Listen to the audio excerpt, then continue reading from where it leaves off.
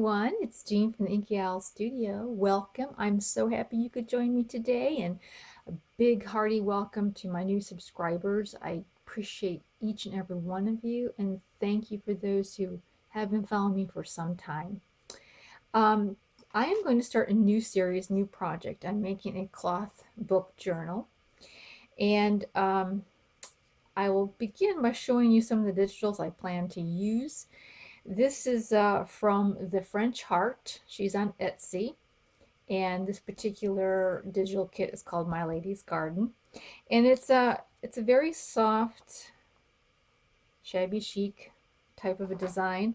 Now these pages printed out. This is the full printout of what she has, and they make a 5.5 by 7.5 inch journals. Most of, well, I shouldn't say most, but a few that I've looked at, this is the size of papers that she has there. And they print out full like this. I really think they're super. They're vintagey, and they're lightly distressed, but they have a lot of lace in them. I really like this kit. But I needed to make it a little smaller, so I've taken the pages and I printed them down to half their size, and came out with this size here. Really cool. And here are some, now this is my fault here. This is not in the digital. I had a little hiccup there. These are actually file folders. There's like a tab on them, but I just printed them out because I want to use them differently in my journal. But anyways, that is her kit. That's just a few of her printouts. She has more to it than that. So I'm going to be using that as the main digital kit, but I am going to incorporate other ones as well. And I'll put her link down below in case you want to check her out. The first thing I did was I took a heavy twill. Like, this is a heavy cotton twill fabric. Sometimes like a duck fabric would work. Upholstery, not upholstery fabric. There's another name for it. Joanne sells a bunch of it. It's a home decor. It's a home decor fabric, but it's not like a loose weave. It's like a tight weave like this, but it's heavy, and so that's think of it as I needed a heavy one. So because you're going to be building pages on here and turning the pages, and didn't want it to be too lightweight. And this actually is a cream. This was originally this color of fabric, is how it came to me. And I dipped it into coffee. And then when I got done, I just scrunched it up like this. Oops, here's a button. As you can see, and let it kind of dry, all scrunched up. I squeezed a little of it out. Now, I didn't wring it, because you don't want it to be wrung dry. You do want it to be pretty juicy when you set it down, but I just gently squeezed it and then just let it dry. And so what happens is, as it dries, then all these creases that you crinkled it up with, it pools down into these little places. Either the tea or the coffee, whichever you're using, the stain, does that. So I like this effect. I think I gave a really nice, staining effect. And I also hand ripped out these sections. So I took a measurement. I took my fabric and I clipped it, about how wide I wanted it, and started ripping it. And I ripped it this way, and just kept ripping it up. And I like the frayed edges there. Now, you don't have to rip it. You can actually just cut them if you like a smoother look. But these are hand ripped. So I have right now, I have 1, 2, 3, 4. And I do believe I'm going to add a fifth one, although I need to iron it. So for right now, though, let's just look at these 4. Now, I was going to sew right down the middle right away so that it looks like a book folded over. But then I began to think, well, maybe I want to sew on pockets. Maybe I want to do some alterations to these pages, and it might be easier for them not to be sewn together. So I think for just right now, I am going to put in, oh, here it is. I am just going to put a safety pin in the middle. And this is just to give me the illusion of a book, and, just so when I go to do it, I can keep my pages together. And then when I get done, I'm going to sew in there. And I also came up with an idea for the very middle of it anyway, so I didn't want to limit my possibilities by sewing this in. So I put a pin right in there, and although I probably should put a pin on the outside, right? Like this. There we go. That probably would work better. Then I am going to, I've thought about the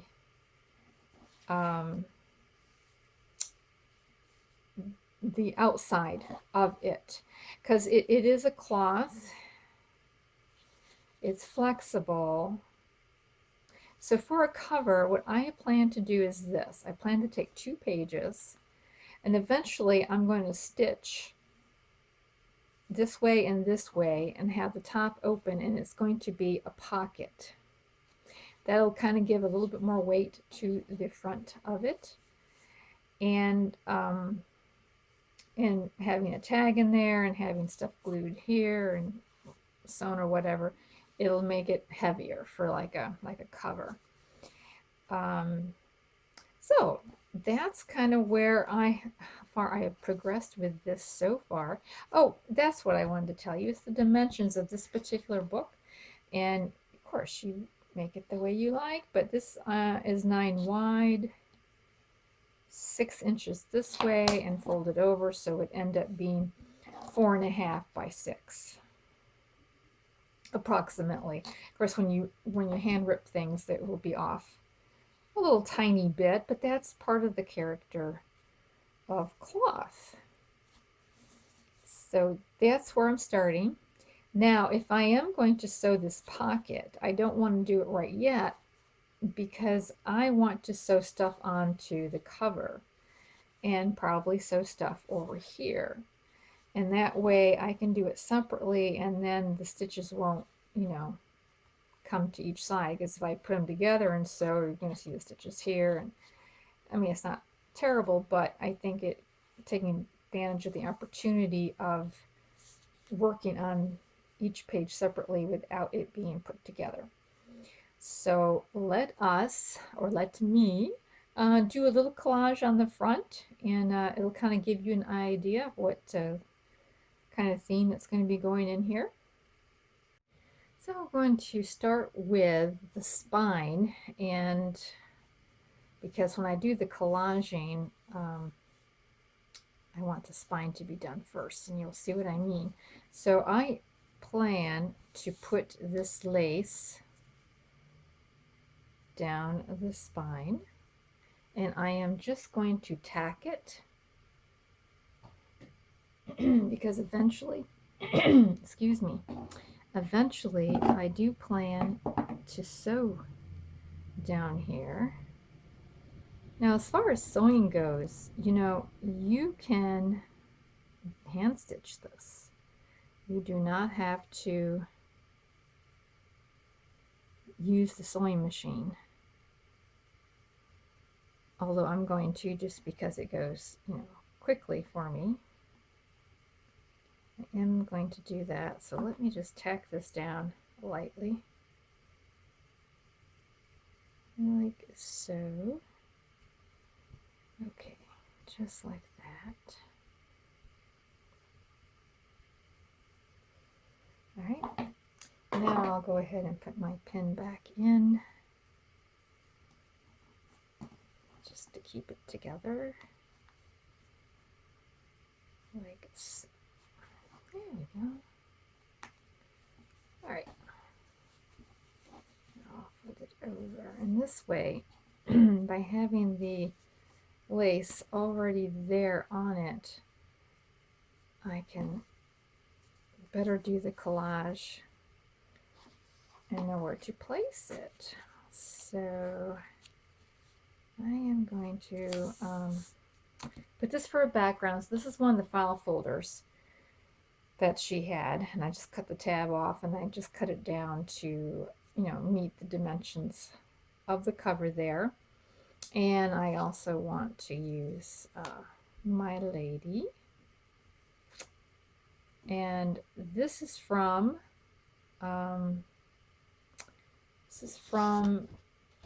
this printout here, this page printout from geckogals.com.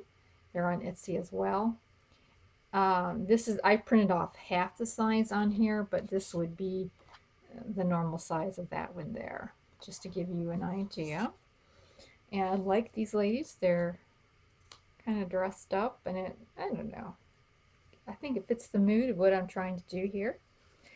And I'm going to use some of this vintage lace that I got while I was visiting my daughter up in Michigan. So I'll be putting maybe a layer down there and make it look like, her photo is tucked into that lace. And I do believe that I got some more vintage lace here. I might put this little pink down here, which is kind of nice because it brings out the pink there in the roses a little bit. So let me just, I usually overcut just a little bit more than what I need, just to give me, wiggle room to do what I need to do. And I think I'm going to have this hang down past the page of the book just a little bit. That across there. And I am now going to go and stitch all this together. Alright, so I have it sewn around the perimeter. I did not sew around the photograph because I wanted it to look more like it was tucked in and not really permanent, so I thought it might distract a little bit. So I'm just sewed around here and around here. Now before I sew this, I forgot to mention that I did lightly tack down this piece here onto the fabric, because then it doesn't move around, so much for you. And I'm using a straight stitch. You may like a zigzag better. And I'm glad that I only tacked down this lace here, because I decided to tuck this in underneath the lace here and sew over it.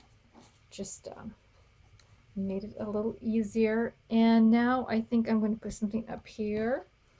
And I believe I'm going to be using this medallion. And I've got a few buttons here that I'm thinking about. Right, I dug up a couple of pink, sort of pink buttons. And this one it's not pink, like bright pink. And in fact, it doesn't look at all pink on the camera. I don't know. But it has a pinkish cast to it as far as a button goes. And so that is an option. And then I found this. These are pretty old buttons. This little button here. Okay. There we go. See this little button? Isn't it cute? It's a little round button. So then down below there. It's a little rosebud. And I thought, oh, well, I wonder about that button. Since it's on the cover, it won't matter that it doesn't lay flat. So that is a thought there. And you know what? I think I feel a vote coming on. So help me out and vote for which button you think you like. So this is the pink rose button. And the other one I liked was this marbled green-ish button. Yeah, that's showing up pretty true to color there on the camera. So there's that one there. I do like the way it brings out the leaves. I think that's pretty cool. And the other one I think that I liked was this one here. That was more of a subtle pink. So This is more of a, what will I call this? I will call it subtle pink, I guess. Yeah. So let's do the A, B, and C. I think that might be the best way. So here is A, will be the pink rosebud, will be A. I'll get another close up on that. The next one will be the marbled green. Close up on that. And then that'll be B, and then C will be this subtle pink.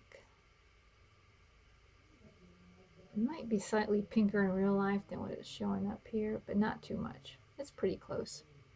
So this will be C. So if you can tell me which one you like, that would be helpful to me. So I don't know. Let's just let me know what you think about that. And I am going to simply glue this one on because I'm not going to sew in a circle. It's as simple as that. No sewing in the circle. So let me get this glued on and I'll be right back. So for the back cover, I will just put in one that looks like this. I am really happy I only tacked down the spine lace because I decided to tuck these underneath like so and sew on top of them that way. I think that worked out really well. So, you know, because these are hand-torn pages, they are going to be a little wee-jawed. And the one thing that I did kind of forget to mention was after, so I'm gluing, not where I'm sewing, but kind of gluing in the middle because I don't want to gunk up my machine. Once you, right after you've done this, you do have to iron them. I mean, it's a no-brainer, I suppose, but I just have to mention that that's what I did is I ended up ironing them. And so expect to do that if you do this method here, because, well, you know, hey, you could use it this way too. That's another creative choice. So this is just what I chose to do. So here we go, and I'm going to stitch around there, and the cover will be done except for the button. And you know, I can always come back and I might do more to this cover. And so the next time I come back, I'll have that finished and I will show you what I'm going to be doing with the pockets. Probably will go ahead and I will collage this one with you and then show you what I'm going to do with the pockets. So thanks a lot for viewing. Like I say, this is going to be a craft along, but I'm going to show you how I assemble it. So it's a little 2-for-1, you know, something you can play while you do your crafts and you learn a little bit too. Thank you so much for viewing. I appreciate your company and we will talk to you later. Be sure to subscribe if you enjoyed this and hit the like button and I'll be in touch. Bye.